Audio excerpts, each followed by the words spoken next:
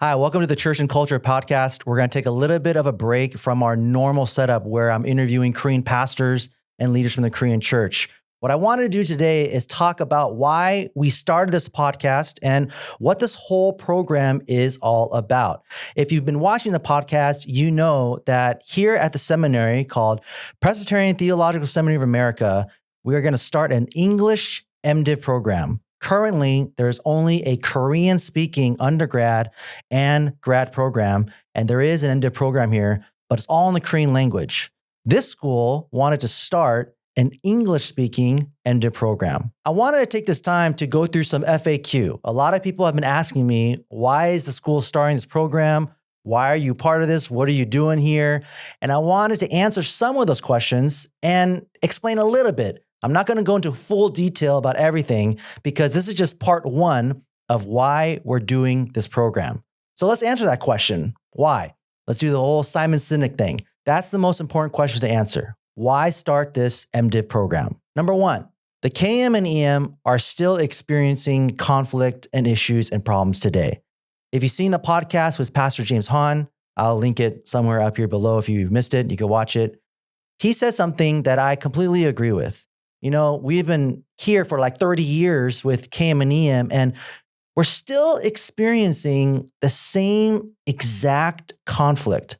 I'm still hearing about the same exact problems that I experienced when I first became a pastor or even growing up in the Korean church. You would think that after 30 years, we would progress much further than where we are now. Now, I don't want to take away from the progress we have done. There's some great things going on in the Korean church, a lot of good things that KM and EM are doing. We're seeing a lot more Korean American standalone churches without a KM. And these are all options, and these are all pathways, and these are all good things that are happening. But we still haven't really progressed as much that I would like to see it. Again, we're still hearing about the problems between KM and EM leadership. There's conflict. There's a style issue. There's ministry issues. We're still hearing about Korean church splits here and there. Sometimes we see these Korean American churches kind of split off and start their own church, but it wasn't quite a peaceful way of doing it. It kind of got kicked out, or maybe they wanted to leave. It wasn't the best way. Now, again, I don't want anyone to misinterpret what I'm saying. I'm not saying that all the Korean American churches out there without KMs left on bad relations. I'm not saying that at all. But we are hearing about some of the division and some of the issues that are the same from 30 years ago. I don't know about you, and I don't know where you're watching this from, but I haven't heard or seen about a lot of solutions or anything that's been going on to help create this healthier dynamic between first-gen KM and second-gen Korean Americans. You know, the last thing that I remember, we're in Southern California, is in 2014. This is something that Pastor Ben Shin talked about in our podcast. We had something where there were 3 KM pastors and 3 EM pastors here in Southern California, all on the same panel. And that was like 8 years ago. But I remember that one meeting that we had. It was luncheon, it was a discussion, there was open Q&A. It was one of the best things that I've ever experienced when it comes to creating a dialogue between first and second gen. I wish we recorded that whole thing. A lot of my friends were there. Some of you watching might have been there. And if you were there, I think you would remember it being a great time. We got to hear first gen KM pastors and second gen, some of them are 1.5 Korean American pastors dialoguing together, all on the same panel. There was so much wisdom there. But that's the only thing I remember. I'm not saying nothing's going on. Maybe where you're from in the country or even around the world, there's a lot of good things happening where you're trying to create this peaceful dialogue and healthy relationship, which is great. I'm just saying that I haven't heard of any of those things, and I haven't seen much action happening between KM and EM and trying to create this healthier bridge. Maybe there's a lot of small stuff going on, or there are conferences happening, but we need more. We need better resolutions. We need more emphasis on creating this healthier dynamic. If you're a Korean American EM pastor or youth pastor or children's pastor or just serving in the Korean church, perhaps you're watching this and you are resonating with everything that I'm saying. Maybe it's really difficult to work with your KM senior pastor. Maybe it's really hard because they have high demands. They're asking you to do a lot of things that doesn't quite fit with your philosophy of ministry or just your culture. Maybe the early morning prayers are really hard to go to. I remember when I used to be a chondosa at a Korean church, and we had to go to the Korean speaking service Sunday morning because the KM senior pastor wanted all of the pastoral staff be united in the service. That was really hard to go to. I didn't understand anything in the sermon, maybe about 5-10%. I just sat in the back and I was present and I was there. I would sing the songs. I would even read it in Korean and sing it in Korean, but it was really difficult. I'm sure you have your stories too. A lot of these things are still happening and still causing this friction between KM and EM. So, number 2, another reason of why we're doing this is we're going to try something that's never been done before. As to my knowledge, I don't know of any seminary that is doing this right now or attempting to do it. And if there is, can you let me know? Man, I would love to talk with them and see what they're doing and partner with them and see how we can learn from each other. But at this seminary, we are going to start an English-speaking M.Div program with the goal and vision of bringing the Korean-speaking pastor, the first-gen KM guys, and the second-gen, some of them third-gen, Korean-American English-speaking pastors from the same church to the same school. I know this is a big, big project. Some of you are hearing this for the first time and you're thinking, wow, that seems impossible. We know how big this project is. We know it's going to be an uphill battle, but I'm excited and I'm really focused on this and I'm really passionate about creating a healthier relationship between these two congregations, between these two cultures. Yes, they're two different cultures, Korean culture and Korean American culture. We want to bring them to the same school because they're going to learn academically together. But in this program, we are going to be especially focused on creating that relationship between the KM and English-speaking pastors. We want them learning together academically. We want them interacting together in the student lounge. But a part of what we're going to try to do here is also get them to take a class together. Of course, they could take any class together. We're not separating the Korean-speaking and English-speaking students. If they want to cross over to a different language in that class, that's fine. But there's one required class they're going to take, and it's a class that we're actually starting this spring. It's going to be ministry and KM and EM context. I'll be teaching that class along with Song Byung-ju 목사님, who is the KM senior pastor of Good Stewards Church, also known as 선한 천주교 교회. I don't know if I said that right. I know my Korean pronunciation is horrible, something that I am working on right now. I'm going to be dedicated to getting better at my Korean. That's besides the point. Here in this program, we're going to get this class going and we're going to have them take that class together. In this class, we're going to address issues, practical application, how to think about and view ministry and church from both perspectives. The answer is not KM. The answer is not EM. The answer is understanding both.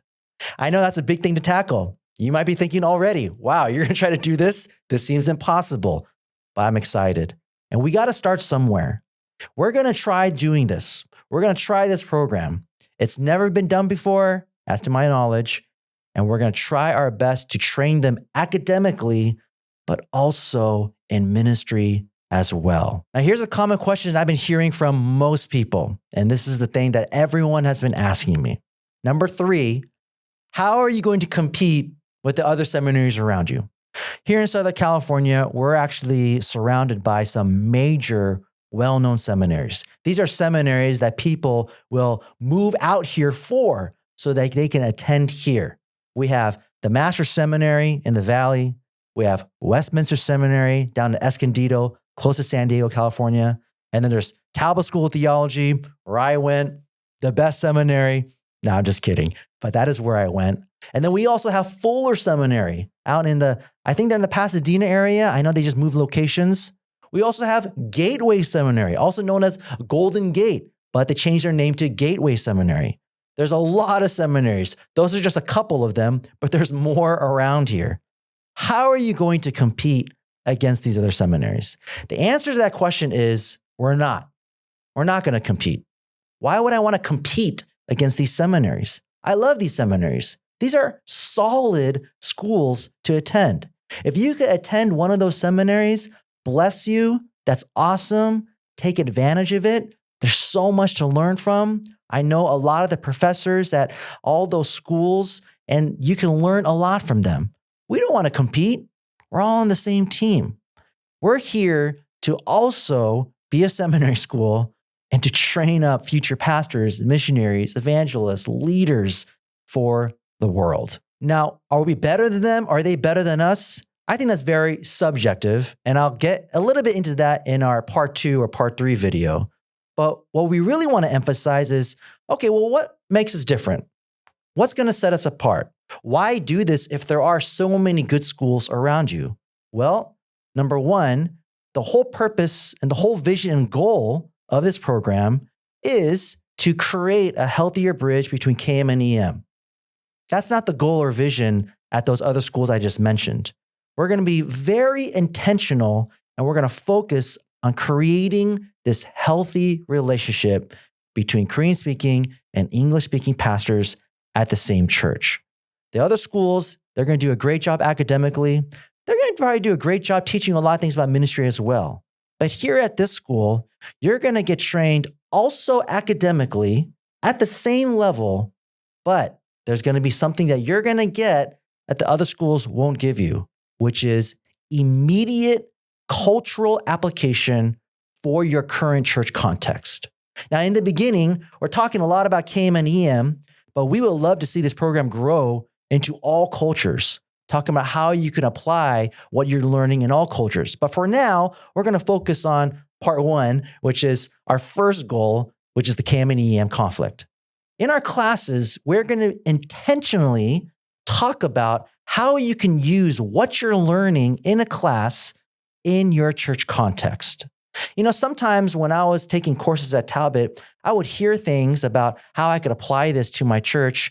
And this didn't happen all the time, but it happened sometimes where I would say, I don't know if that's going to fit my church. I remember taking a counseling course, and they were talking about a project that we had to do. And they told us how to do this project about counseling. And I immediately thought to myself, I don't think this is going to work at my church. My church, my culture, my Korean culture, Korean American culture, it's heavily based on honor shame. It's not real easy for my friends or my church just to kind of share openly what they're struggling with. It takes a lot of time. And some of the tactics that they were teaching me weren't really the best tactics to use. They're not wrong. I'm not saying I don't ever use them. I do use some of those tactics, especially in my church setting today. But in the Korean church, they probably weren't the best to start with. So that's just one example. At this school, we're going to teach you tactics. We're going to teach you application that you can immediately use in your Korean church context. In the school, in our classes, we're going to talk about Korean church ministry. Can you imagine that? Whether you're taking an NT survey, OT survey, hermeneutics, theology, pastoral ministry, and the professor is going to talk about the Korean church. He's going to talk about Asian church culture and dynamics. This is something that I would have loved to have when I was in seminary. You know, at Talbot, there was a lot of Korean-speaking pastors attending that school. I remember in one class, half my class was from a major Korean-speaking megachurch in Anaheim, and they were all comfortable with speaking Korean. I rarely interacted with them. Number one, because of language barrier. Number two, I just felt like I wouldn't relate to them very well. And number three, there was a huge age gap. Most of them were like 15, maybe almost 20 years older than me. Here in this program at our school, we're going to be very intentional in creating a student life interaction. We're going to try to get Korean-speaking and English-speaking students to interact together. We want to foster this relationship. The professors and faculty of the school is going to show that example. The reason why that's valuable is because your professors here at this school are not just academic theologians. There's nothing wrong with that. But these are men and women who are currently serving in the church, teaching, pastoring, evangelizing. Maybe some of them are former missionaries or current missionaries. This is going to be incredibly valuable for the course because you can have real life dialogue with your professors about ministry, things that the professors might be also challenged with. Imagine this atmosphere that we're going to try to create. Student and professors interacting together, not just on academic and theological questions and subjects and matters and topics, but also about ministry, whether it's church, the mission field, or evangelism. Does that sound like a school that you would love to be a part of, where you could talk to professors who are maybe pastors currently right now? You could get so much more wisdom and so much more insight into some of the things that you're learning in class and how that fits your church ministry context. As I said before, there's going to be more videos about this, and we'll talk more details about all these things I'm saying. But one of the last reasons that's going to set us apart is we're going to be competitive in our tuition rate. I can't share what that rate is right now because we're still trying to figure that out, but we are going to be competitive. What does that mean? It's going to be a little bit lower or a lot lower, depending on the school you go to. Some of the schools are near you, and some of the schools that I talked about here in Southern California are private. So their tuition is a little bit more expensive. And then there's other schools that are funded or they're assisted by the denomination. So we can't really be lower than them because they get a lot more help than us. But I know that our tuition rate is going to be a little bit lower than the average rate. And we're going to try our best to get that rate low. We're going to be competitive. I will share what that tuition rate is in another video when we figure that out. But just something to get excited about. We're going to be a little bit lower, but also we're going to offer some scholarships. There's going to be scholarships available when we fully launch this program, which is this fall in 2023, God willing. I pray about it all the time, but we all know it's all about God's plan. We're going to try to launch this fall, 2023, and we will have scholarships available. More info about that very soon. We have an advantage here to reach an audience beyond Southern California so that anyone could take classes live at the same time with the in-classroom instruction. So whether you're from the East Coast, whether you're from the South, maybe you're from another country, you can actually be a part of this program and you could be part of the class live with the other students here in Southern California.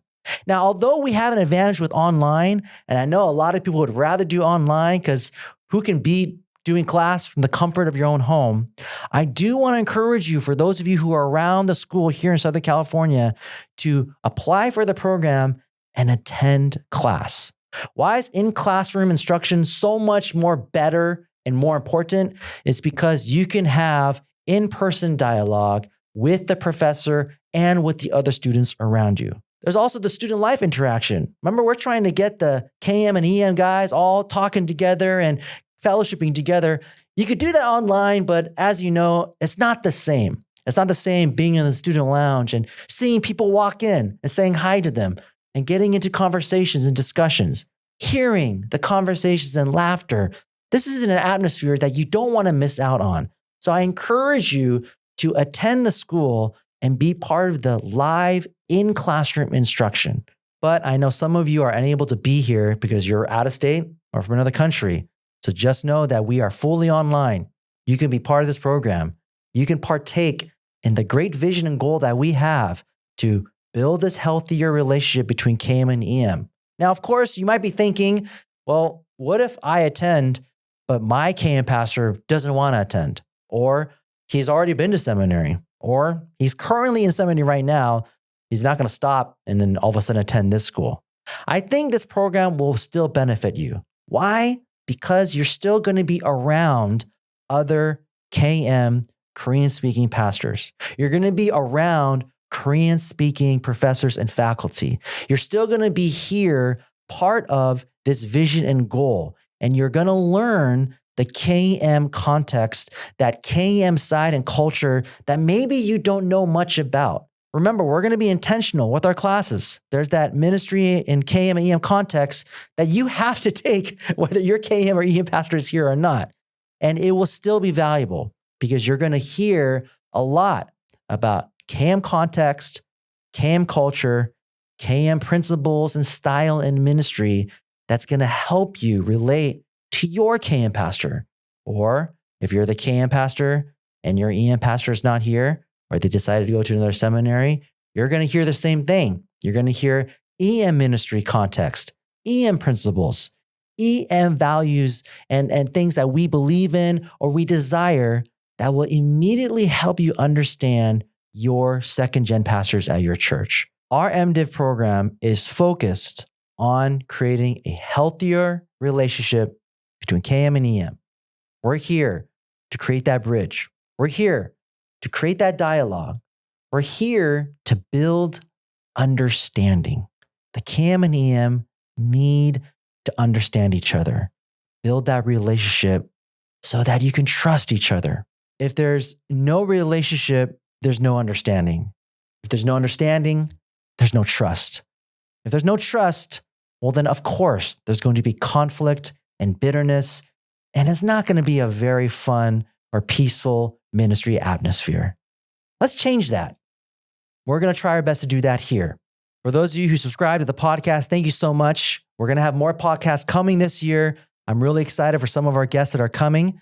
And if you think this video would be helpful for someone in the Korean church, please share this with them. Please let them know what we're doing. Part of the reason why we started this podcast is to build awareness, not only between KM and EM, but this program. And we want as many people to know about it so that they can hopefully come and attend our school.